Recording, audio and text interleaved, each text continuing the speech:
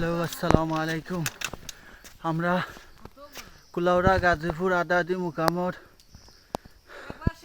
এদিকে আসছে একবারে ভিতরে শেষ পর্যায়।